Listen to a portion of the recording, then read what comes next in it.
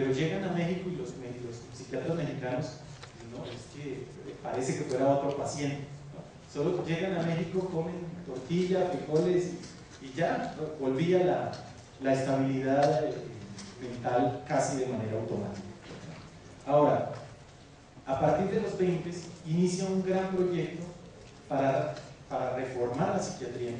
Inicia lo que yo llamo la profesionalización de la psiquiatría. Antes eran puros médicos generales que pasaban en algún momento por la Castañeda, ¿no? Entonces, tengan ustedes en cuenta que entre el 10 y el 20, la Castañeda tuvo 14 directores. Mucha inestabilidad. Y entre el 20 y el 44, solo hubo 5 directores. Entonces ya empieza a formarse un gremio preocupado por la enfermedad mental y preocupado porque la institución funcione. Entonces, una de las cosas que hicieron fue implementar la escuela para niños anormales, ¿no? Los niños estaban mezclados con los adultos y hubo un momento donde hicieron un pabellón, creo que más adelante hay una fotografía, un pabellón para ancianos y niños, porque finalmente un viejito vuelve a ser niño, era la idea de la época. Entonces, entre ellos se entienden, ¿no? Entonces los tenían ahí encerrados en aula. Pero en 1932, la doctora Matilde Rodríguez Cao crea el pabellón de psiquiatría infantil. Y esta doctora fue un personaje interesante. De hecho, fue la primera psiquiatra en México. Y ella estudió en los 20 medicina aquí en México y ella hizo la especialización en psiquiatría en Alemania. Estudia en Berlín. Y bueno, tengan en cuenta que a fines de los 20 ya es el nacionalsocialismo, la eugenesia, la purificación de la raza, las ideas que habían en ese momento. La envía el gobierno mexicano a recorrer ciertas ciudades de la Unión Soviética para que conocieran cómo funcionaba este sistema de las redes de guarderías infantiles. Y después llegó a México. Esta doctora lo primero que hace es fundar el pabellón de psiquiatría infantil en la Castañeda y funda con otros médicos de la Castañeda la Liga de Salud, la Liga de Higiene Mental. ¿Y qué era esta Liga de Higiene Mental? Hubo un cambio aquí en este periodo de los psiquiatras. ¿Por qué? Porque la idea era que los psiquiatras no solo están para curar, los psiquiatras están para prevenir enfermedades. Y para eso hay que entender qué es lo que está pasando en México, qué es lo que pasa en nuestra sociedad, cómo vive la gente, cuáles son los focos que pueden generar enfermedades mentales, entenderlos y a partir de ese entendimiento crear políticas concretas. Estaba en ese momento, en los 30, el director de las Islas Marías, el general Francisco Múgica, que muy probablemente ustedes son uno de estos grandes generalotes de la revolución, fue de los más importantes ideólogos en la formación que tuvo Lázaro Cárdenas, pero era de izquierda, muy radical este hombre, y entonces tenía romance con doña Matilde Rodríguez Cao, fue su segundo esposo. Y imagínense esa pareja, él en las Islas Marías y ella en la Castañeda. Entonces ella le enviaba a aquellos toxicómanos irredentos, ¿no? Porque ya para los 20 ya el problema no es el alcoholismo, el problema son las toxicomanías, el consumo de drogas, principalmente cocaína, heroína, morfina y marihuana. Estos llegaban, pero los irredentos los envían a las Islas Marías. Y de hecho esta mujer es muy importante porque ella es la que traduce la correspondencia de Freud. Esta generación fueron de los primeros que leyeron a Freud en México y la publica el Fondo de Cultura Económica. De hecho, la correspondencia entre Matilde Rodríguez y Francisco Múgica es cartas de amor donde ella le va explicando las teorías de Freud, ¿no? Y cada que le llega un cheque a Múgica, él se compra uno de los tomos de Freud. Dice que entiende poco, pero hay que leerlos, ¿no? Cumple con esa tarea. Y entonces esta fotografía es justamente de esta escuela que inicia doña Matilde Rodríguez, la escuela para niños anormales en la Castañeda, donde dice, bueno, hay que clasificarlos. ¿Qué niños pueden aprender algo y quiénes no pueden? Y todos los que puedan aprender algo, bueno, se les tiene que dar la formación especial. Tengan en cuenta ustedes que también es donde aparece el niño en la historia. El niño antes, en el siglo XIX para acá, era concebido como un adulto chiquito, ¿sí?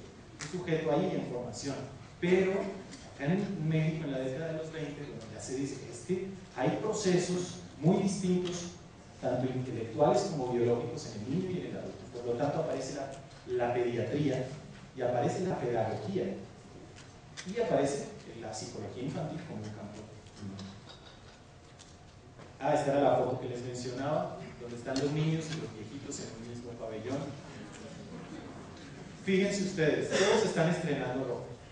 Para la foto había que ponerse la ropa nueva, pero fíjense en los pies. No alcanzó la lana para los zapatos. Otro de los grandes, de las grandes propuestas terapéuticas de la época fue el ejercicio, el deporte. Mente sana, el cuerpo sano.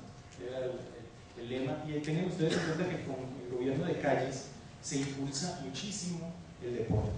¿Sí? Sobre todo deportes americanos, ¿no? Empieza a jugarse el béisbol, las tablas gimnásticas son muy importantes. Esta propuesta de construir un mexicano nuevo bajo esta impronta nacionalista, había que el cuerpo era necesario educar. Entonces había profesores de gimnasia, de calistenia aquí en la Castañeda, porque la inactividad, según los médicos, era lo que estaba matando a la gente. Había que poner a los locos a hacer algo, había que darles vida. Entonces las tablas gimnásticas eran evento público. De hecho, esta fotografía que están viendo ustedes salió en los principales periódicos de la ciudad, porque los médicos abrieron las puertas de la Castañeda para que la gente fuera a ver qué era lo que pasaba y que vieran cómo estaban tratando de curar a los enfermos mentales. El boxeo, entonces había varios pacientes ahí que eran boxeadores. Pueden ver ustedes un ring improvisado. Entonces era pacientes contra enfermeros, ¿no? Entonces ya se imaginarán ustedes cómo arreglaban cuentas ahí. De hecho, este famoso boxeador, el Chango, que se llama Chango Casanova, terminó también ahí en la Castañeda. Acá pueden ver el equipo de fútbol compuesto por pacientes y por enfermeros. Bueno, los dos del centro son enfermeros. Y por otra parte era el trabajo curado. Entonces había que formar a la gente en el trabajo. Entonces esta foto está tomada en las granjas, como les mencioné hace un rato, era principalmente un trabajo para hombres. Estaban los talleres de carpintería y las mujeres estaban en manualidades. Siempre estaban bordando, tejiendo, cosiendo. De hecho, en la Castañeda se hacían este tipo de manualidades, se vendían, había un almacén y la gente iba de visita y compraba las manualidades que hacían los pacientes para ayudar al sustento de la institución. Pero a propósito de esto, en el 42 llega a la Castañeda un paciente psiquiátrico muy famoso que fue Goyo Cárdenas, un asesino serial que mató 5 mujeres. Llega allá y entonces se da cuenta, Goyo, que era muy hábil, que había un depósito lleno de artesanías y él le propuso al director de la Castañeda organizar una venta de bodega, pero donde fuera Goyo quien estaba promoviendo. La venta de bodega iba a durar una semana. Al segundo día se acabó todo, porque todos querían ir a conocer al multi-homicida, ¿no? El objeto más preciado de la Castañeda había que conocer, y sobre todo las mujeres, ¿no? Se dice que tenía un pelo impresionante con las mujeres, veían algún sexapil en alguien que había roto los cánones de crimen normal, etc. Bueno. Y entonces, a partir de a fines de los 30, inicia un gran hacinamiento en la Castañeda. Empieza la crisis. Esta fotografía es muy elocuente, ¿no? Dormían como si estuvieran cajas de latas de sardina, uno pegado a nosotros. Está una foto de invierno, naturalmente. Podemos suponer que el que está en la parte de atrás en cama era pensionista, pagado para tener una mejor posición frente a los demás. Y ya los médicos dicen: esto no sirve. La Castañeda no sirve como propuesta terapéutica. Estamos rebasados. Hay que diseñar algo nuevo. Y entonces la propuesta es crear granjas psiquiátricas a las afueras de la ciudad. Tengan ustedes en cuenta que cuando se funda la Castañeda es con esa idea, que el manicomio esté a las afueras de la ciudad, ¿no? Hay que sacarle. Bueno, ya en los 40, Ciudad de México está creciendo muchísimo, y ya lo que era el pueblo de Mixcoac empieza a integrarse a la ciudad. Entonces ya la institución se convierte en ineficiente y se implementa lo que se llamó la Operación Castañeda, que fueron 11 granjas a lo largo y ancho. La primera fue en Guanajuato Y de hecho la mayoría de los pacientes migrantes que llegaban a la Castañeda eran de Guanajuato. Y bueno, no quiere decir que los de Guanajuato tengan alguna tendencia innata a la psicopatía, sino que Guanajuato, desde el Porfiriato hasta mediados del siglo XX, fue de los estados que más expulsó migrantes, más generó migración. Y entonces aparece este gran proyecto, y finalmente en el 68 desaparece la Castañeda, desaparece piedra por piedra, no queda sino, creo que queda un fragmento de una pared solamente. Y la fachada la compró un empresario mexicano y se la llevó a Mecameca, y allá está en una hacienda que sale de vez en cuando en algunas novelas de TV Azteca, sale la fachada de la Castañeda, y en el 68 concluye esta institución. Bueno, aquí termino y les escuchamos unas preguntas. Bueno, muchas gracias.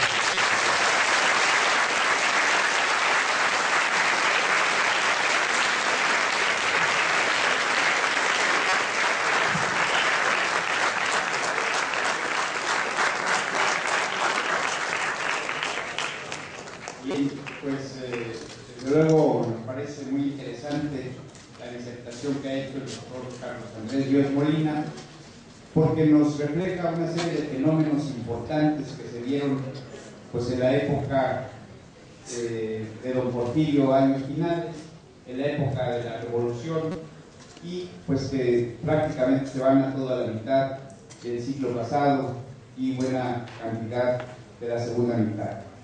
De qué manera era la sociedad mexicana, cómo trataba algún tipo de enfermedades, cómo se opinaba en torno a algún tipo de enfermos, finalmente cuáles eran las reacciones de la propia sociedad frente a este tipo, pues en el positivismo se llamó de patologías sociales. Nos parece muy interesante pues esta disertación, los comentarios de sus investigaciones del doctor Ríos Molina, que si bien pues tocan aspectos un tanto, digamos, no tan frecuentes de analizar, como es la locura, de qué manera se trataba esta, cómo se pensaba en torno a los enfermos de estos padecimientos, y finalmente creo que nos refleja también una serie de evoluciones en torno a lo que ha sido la sociedad mexicana y cómo ha evolucionado también los criterios de la salud pública. Creo que nos damos pues, que ha habido avances importantes también en este sentido. Creo que para nosotros ha sido muy importante, muy interesante pues esta conferencia, porque nos detalla con mucha precisión y con datos duros de cifras, estadísticas, fotografías de cómo se vivía en torno a las cuestiones de la locura en aquellos años. Desde luego ha sido tan interesante que tenemos más de 120 preguntas. No sé si hay una cuestión también de fondo de los compañeros, habría que ver al psiquiatra, no sé por qué hubo tantas preguntas. Tenemos más de 120 preguntas, sería imposible desde luego pues, detallar todas estas. Yo las he clasificado, las que más hubo, tenemos más de 45 preguntas, es en torno a las cuestiones terapéuticas. ¿Qué tipo de enfermedades se trataban? ¿Cómo los trataban? Si les daban, pues, si los torturaban, de qué manera se trataban estos. Creo que este paciente sería pues en el sentido terapéutico. ¿Cómo eran los tratamientos? ¿Qué se hacía en los tratamientos? Y de qué manera estos se iban llevando a cabo. Un segundo bloque muy importante también fue en torno a la propia Castañeda, cuestiones de la Castañeda. Uno, ¿de dónde viene el nombre de la Castañeda? Que es reiterativo, ¿por qué se le puso la Castañeda a la Castañeda? Es decir, segundo, ¿cuántos enfermos llegó a tener el máximo la Castañeda y cuáles eran las enfermedades principales que se atendían ahí?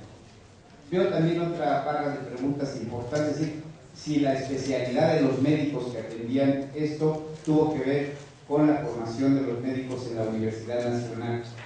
Hay preguntas en el sentido si la Universidad Nacional aportó contingentes importantes de médicos que atendían en estos pabellones de la Castañeda. Luego, otro bloque en torno a cuestiones de tipo más social. Si había discriminación dentro de la propia Castañeda, ha dicho el doctor, me parece que sí, pues una estaban los ricos, los pobres, las mujeres, los hombres, etc. Pero hay una pregunta interesante, que si la homosexualidad, se habló aquí de la prostitución, la homosexualidad masculina se consideraba también como un cierto padecimiento mental y en su caso sería un tratamiento específico para este fin. Ahora, pues con las cuestiones que vemos en la realidad moderna, me parece una pregunta interesante. Así es que, doctor, usted podría seleccionar algunas de estas en este sentido. Sí, son muchas preguntas y aquí se ve que varios están resolviendo problemas personales. Está muy claro. Bueno,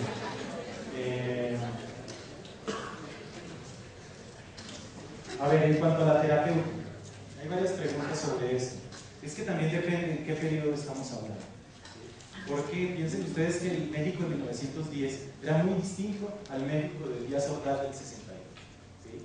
Entonces fueron Méxicos muy distintos y así como México cambió, la población psiquiátrica cambió, el saber psiquiátrico cambió y las mismas terapéuticas cambiaron. Cuando se funda la CAT, antes de 1940, las terapéuticas que hay son básicamente la hidroterapia, que viene desde la medicina galega, ¿no? El agua funcionaba. Entonces, cada manicomio moderno debía tener un baño muy sofisticado, se llamaban los baños Fleur, ¿no? Que eran, de acuerdo, eran algunos que tenían regaderas que disparaban agua por todas partes, desde arriba, desde abajo, entonces la persona se paraba y le llegaba el agua por todos lados. Otros eran las tinas. Entonces, lo que se decía era, bueno, el agua caliente, el agua tibia, pues sirve para los tristes, los melancólicos, los maníaco-depresivos. Entonces, esta como que los pone un poco contentos. Y a los maniáticos, a los furiosos, pues hay que meterlos en el agua fría. Entonces ya ven que después de un rato, en el agua las manos y los pies se le ponen arrugados, ¿no? Entonces, para evitar eso, les untaban manteca en los pies y en las manos y los metían en la tina, y para que no se salieran les ponían una camisa de algodón muy gruesa. ¿Sí? ¿Para qué? Para que si la persona se salía, el frío lo obligara nuevamente a meterse al agua, ¿no? Hay una película muy buena, que bueno, de hecho fue una obra de teatro, que se llama Marat Sade, que es una de las obras de teatro que montó el Marqués de Sade cuando estaba en un psiquiátrico. Y es una película impresionante porque es una sola escena que dura casi 2 horas, ¿no? Pero toda la película se da en un baño, en el baño del manicomio. Y entonces el baño era el sitio por antonomasia moderno del manicomio, porque el agua era lo que se consideraba terapéutico. En los 40 inician el electroshock, el coma insulínico, la malarioterapia y las lobotomías prefrontales. Entonces, los choques eléctricos empiezan a utilizarse principalmente con los pacientes que padecen de fuertes depresiones. Y bueno, hasta el presente se sigue utilizando, ¿no? El electroshock. Así que cuando estén tristes consideren la posibilidad, no se hace como se hacía en la época, pero sí se utiliza. Y yo he visto resultados de lo más diverso. Pacientes donde desde fulano se le dan tantos electroshocks y funcionaron, y está feliz, etc. Pero otros en los que no funcionó para nada. Hay una película mexicana del 58 que se hizo en la Castañeda, que se llama Manicomio. Bellísima la película. Y resulta que la historia es de típica historia de amor de un médico de pueblo que deja a la novia vestida y alborotada y viene a la ciudad a hacer su especialización, y ella enloquece. Años después, ella llega como paciente al manicomio y él tiene que atenderla. ¿Y qué hace? Electroshocks. Y los mismos médicos le dicen, oye, ya, suficiente, vas a dañarla. Pero él por amor, ¿sí?, le pone más electroshocks que se permitían. Entonces el amor lo llevó a hacer eso, y finalmente, obviamente, cine mexicano, final feliz, la mujer se recupera y se casa. Estaba los choques insulínicos, ¿sí?, que era inducir un coma, ¿sí?, insulínico, y darle a la persona glucosa, azúcar, para volver a levantarla nuevamente y sacarla de ese coma. el último director que tuvo la Castañeda, Guillermo Calderón Narváez, que murió hace poco, me contó cómo en cierta ocasión en un salón le indujeron a los pacientes, a 15 pacientes, el coma insulínico, pero a la hora de darle glucosa, se equivocó la enfermera y les pusieron un químico muy fuerte que los mató a todos. Entonces, 15 pacientes menos, así quedó registrado el milagro. Pero entonces él me lo contaba como gajes del oficio, o sea, eso pasaba, ¿sí? No se asusten, decía. Por otra parte estaba la lobotomía prefrontal, que la lobotomía, si ustedes no han visto películas donde sale la escena con un picayelo prácticamente, ¿no? Aquí debajo de los arcos supraorbitales, este es un punto, si ustedes se tocan, donde se encuentran 3 huesos, ¿sí? Y entonces ahí lo que se hacía es que se ponían como un picayelo y ¡pah! Se daba un golpe y ¡pum! Se abría, ¿sí? Entonces por ese huequito se metía un bisturí de punta cóncava y se rompía las conexiones que había entre ambos hemisferios. Y entonces eso funcionaba para tranquilizar a los que eran terriblemente agresivos. Y de hecho, yo viendo los periódicos de la época, salía como si fuera algo necesario, no para la curación de esta persona, sino por el bien de la sociedad. Porque este puede ser un criminal en potencia, un asesino.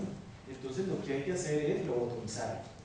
Y se hicieron numerosas lobotomías. No tengo datos sobre eso, no se ha hecho investigación alguna, pero hubo consecuencias, tenía consecuencias secundarias terribles, ¿no? Entonces imagínense, meter un bisturí al cerebro ahí como calculando, si no podían ver si estaban dañando otras zonas del cerebro, ¿sí? Y entonces podía tener consecuencias secundarias bastante nocivas. Eso en los 40.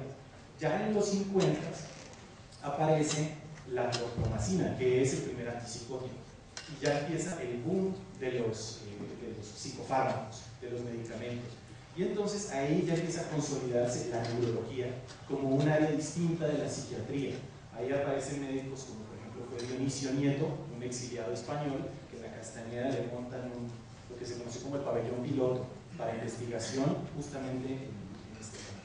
Y ahí, bueno, cambian las cosas. O sea, el uso de psicofármacos sí trae un cambio, una revolución para la curación de ciertas enfermedades. A ver, ¿qué más hay por aquí? Por aquí hay algo de los homosexuales. Pues yo cuando empecé esta investigación, yo buscaba justamente eso, ¿no? Personas que estuvieran transgrediendo la normatividad sexual. Y pues me encontré muy pocos homosexuales, y si entran a la Castañeda, no entran por homosexuales, entran porque están locos, ¿sí? Porque son peligrosos, porque de verdad están mal de la cabeza. Claro, la homosexualidad se entiende como un síntoma, ¿sí? Como un síntoma de locura, pero no es la causa. Los homosexuales y las prostitutas tienen desde esa época y hasta el presente un lugar legítimo en la sociedad mexicana, ¿no? Entonces, las prostitutas que llegan a la Castañeda no es por prostitutas, sino por locas, porque de verdad tenían un comportamiento considerado como enfermedad mental y no por el ejercicio de su profesión. ¿Qué otra tenemos como por acá? La Castañeda. Esta hacienda era la hacienda La Castañeda, y de hecho desde mediados del siglo XIX era propiedad de Martín Carrera, un político.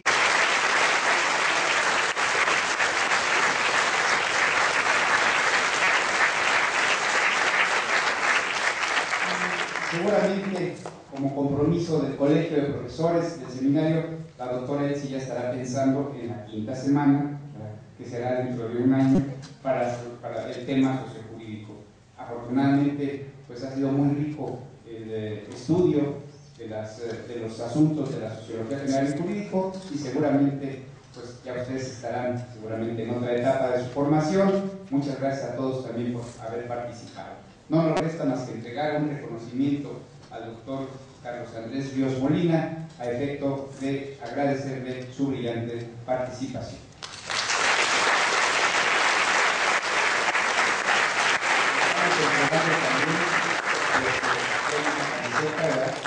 No es de la Castañeda la camiseta, ni mucho menos, no es camisa de fuerza, es la camiseta pues, que suele usar en estas semanas sociojurídicas. Muchas gracias, doctor. Aquí viene una gaceta y la propaganda que se hizo también a estas conferencias. Muchas gracias por su participación.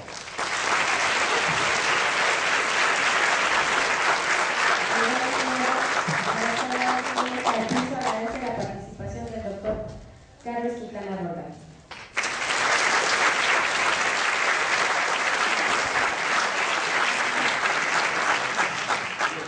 Pues muchas gracias a todos, a nombre pues del Colegio de